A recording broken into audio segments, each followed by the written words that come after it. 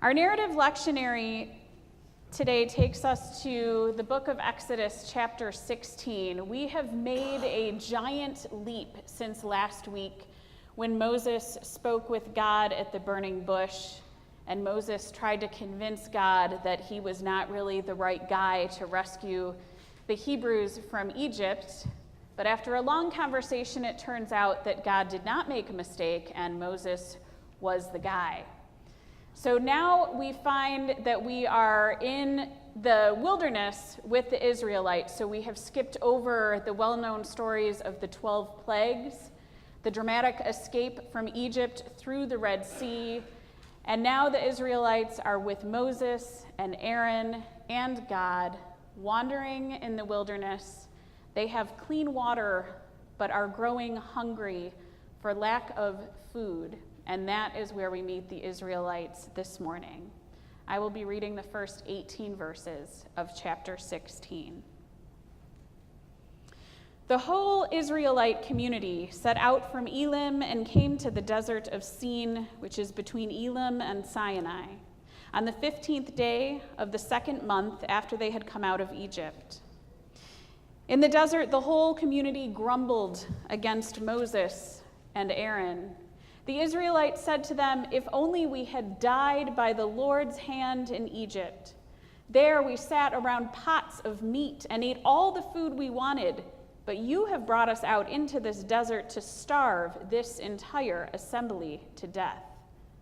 Then the Lord said to Moses, "I will rain down bread from heaven for you. The people are to go out each day and gather enough for that day. In this way I will test them and see whether they will follow my instructions. On the 6th day they are to prepare what they bring in, and that is to be twice as much as they gather on the other days." So Moses and Aaron said to all the Israelites, "In the evening you will know that it was the Lord who brought you out of Egypt, and in the morning you will see the glory of the Lord, because he has heard your grumbling against him. Who are we that you should grumble against us?" Moses also said, "You will know that it was the Lord when he gives you meat to eat in the evening and all the bread you want in the morning, because he has heard your grumbling against him. Who are we? You are not grumbling against us, but against the Lord." Then Moses told Aaron, "Say to the entire Israelite community, 'Come before the Lord, for he has heard your grumbling.'"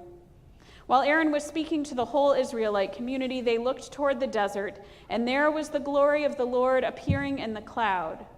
The Lord said to Moses, "I have heard the grumbling of the Israelites. Tell them at twilight you will eat meat, and in the morning you will be filled with bread. Then you will know that I am the Lord your God." That evening, quail came and covered the camp.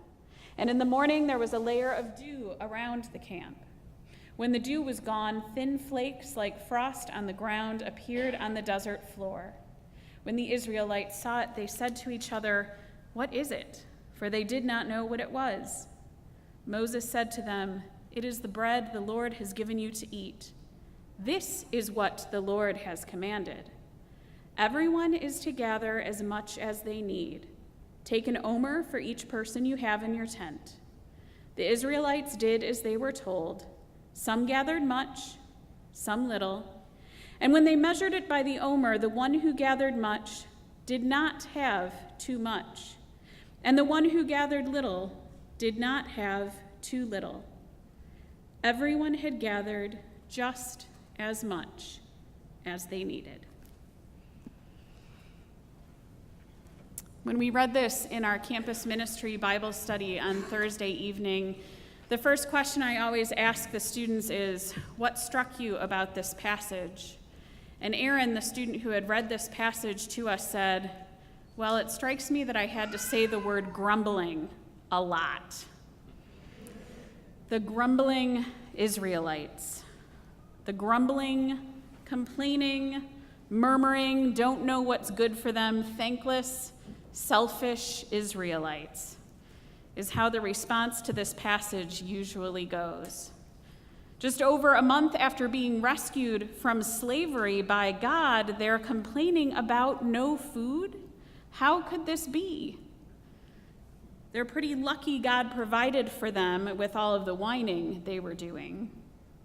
How hungry could they be? Certainly they brought some bread with them for the journey, and there must be something available in the wilderness to snack on. But I wonder, this grumbling of their stomachs that became the grumbling on their lips, if there was really a deeper grumbling, a deeper murmur, a deeper care, a deeper worry. A feeling of unrest that comes with leaving something you know for something you don't know. A feeling of insecurity in what lies ahead now that the honeymoon of the dramatic parting of the Red Sea rescue has passed. I am not trying to downplay the evils of slavery. The Israelites were slaves in Egypt. But that lifestyle, even as bad as it was familiar to them. It was known. And from the description we have here, they sat around pots of meat and ate their fill. Security, the kind that comes from knowing what to expect, is important to us. And food security gets to our most basic needs. There was a time several years ago where I caught just a glimpse of the importance of security, and specifically food security. I was leading a group of middle school students from this church to Louisville, Kentucky for a long weekend of an urban poverty simulation. Usually this simulation was a full week long and just for high school students, but in this case, the person who set up this urban poverty simulation said that she would make it a shorter weekend and adjust it so that it would be suitable for a group of middle school students. When we arrived at the church in the attached dorm, where we were to spend our time, we were asked to hand over all of the snacks that we had brought with us. Anything in our backpacks or luggage, all of the snacks from our van. And I had been working with tweens and teens for several years by then, so we had a lot of snacks. In exchange for several pounds of snacks, our group of about 12 was given a small box of meager food portions. And the pastor who was in charge of this weekend had calculated about how much food folks who were dependent on food assistance would have for the number of days that we would be there and for the size of our group. And I admit that the group that I took and myself are coming from a place of privilege where we are not used to rationing our food.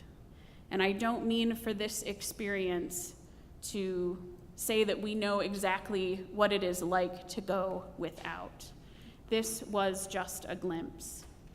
But when we looked in that box of a couple of cans of tuna fish, a box of Hamburger Helper without the hamburger, and a few other things that I don't remember, we were surprised. We were unprepared, and we were feeling insecure about what was to come next. Now keep in mind, we were not in the least bit hungry when this box was presented to us. We had stopped for lunch on the way to Louisville and supplemented that lunch with some of the several pounds of snacks we had in the van. And yet, there was this feeling of insecurity because we didn't know what we were going to do for our next meal or the meal after that. I stared in the box. The students stared at me. The adult chaperones really stared at me. And there was certainly grumbling. As it turned out, a few days with perhaps not as much food as we were used to did not starve us. And we were even given some snacks to supplement what we were given along the way, which drove home the point of that experience even more to us. The point was that you can have a full stomach and still experience the insecurity of not knowing what is to come next. And there are children who struggle with that every day. A child who leaves for school with breakfast in the morning, but not knowing if there will be dinner that night, their mind is preoccupied with the insecurity of that. It can stifle learning and growing and making friends. Food insecurity is a term that I had not heard before that weekend in Louisville, I am sorry to say, but it is a term I have not forgotten.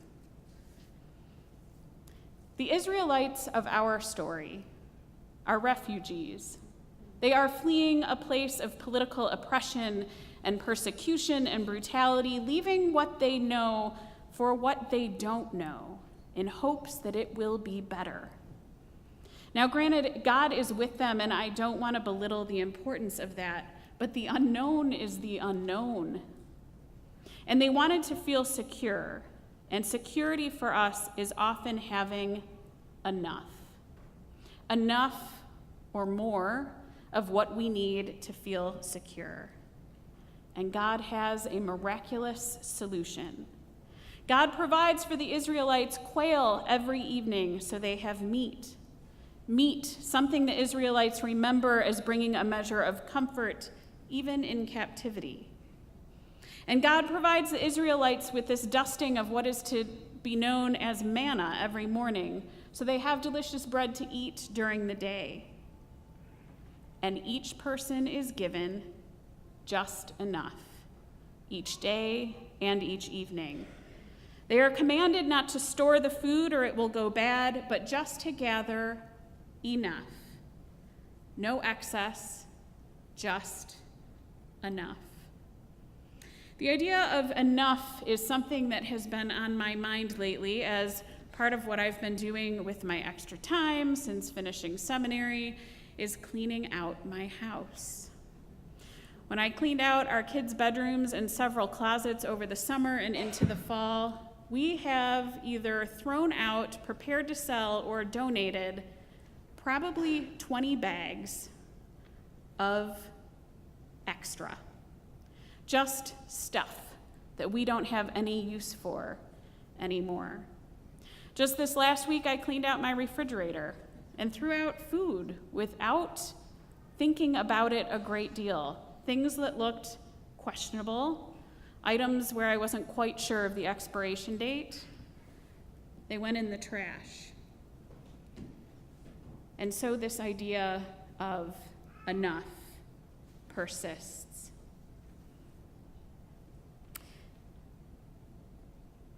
So I don't think my family is unusual in having this extra, at least not for this place we live in this time we live in.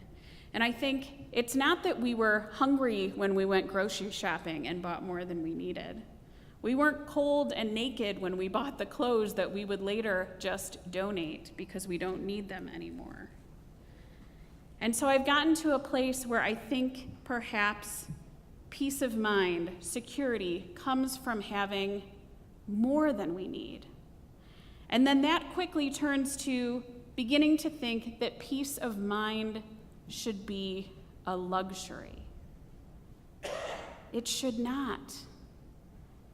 Having enough, being at peace because you have enough, should not be a luxury.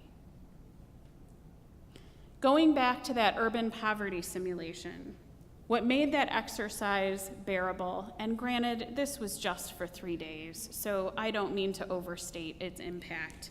I understand there are people that live with not enough every day. But for this surprised group of students and chaperones, what made that exercise bearable is that we were all in it together. We all had that same box of food. Well, my friends, we are in this together too. In providing every Israelite with what they needed, God provided more than meat and bread. God provided the peace of mind that comes from knowing everyone has enough. And God's vision and example of what that looks like is the same across the board. Everyone having enough, having what is needed, feeling secure in that provision, and having peace of mind is not meant to be a luxury. In fact, in the Hebrew language, the word for bread is the root of the word for war.